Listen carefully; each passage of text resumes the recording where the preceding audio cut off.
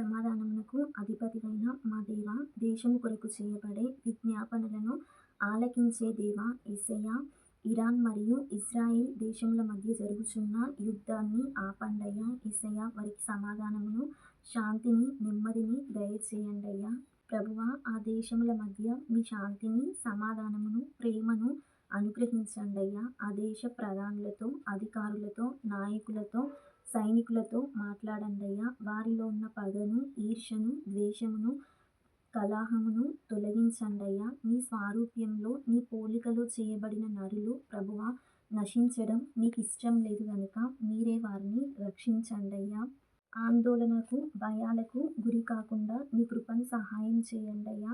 యుద్ధ భయమును తొలగించండయ్యా. భూమి మీద శాంతిని, సమాధానమును, నెమ్మదిని దయచేయండయ్యా. మీ క్షేమమును వారికి దయచేయండయ్యా యేసయ్య.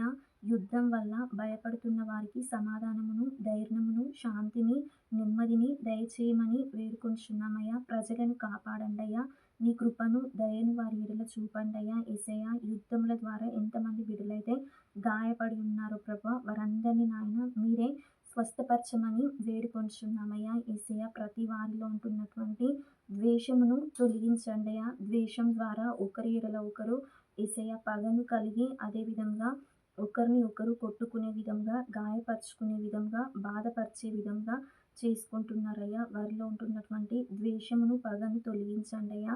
ప్రేమ, క్షమాపణ, సమాధానమును కలిగి వారు జీవించుటకు నీ కృపను సహాయం చేయమని వేడుకొంచున్నామయ్యా. సమాధానకర్తవైన మా దేవ, నీకు ఇష్టలైన వారికి భూమి మీద సమాధానమును కలుగజేసేటువంటి దేవుడవు గనుక యేసయ్య, వారు నెమ్మదిగా జీవించుటకు నీ కృపను వారికి సహాయం చేయమని వేడుకొంచున్నామయ్యా. నీ కాపుదలను, క్షేమమును వారికి అనుగ్రహింపజేయమని సమాధానకర్తవైనటువంటి యేసయ్య నామంలో అడిగి వేడుకొని ప్రార్థిస్తున్నాం తండ్రి. ఆమేన్.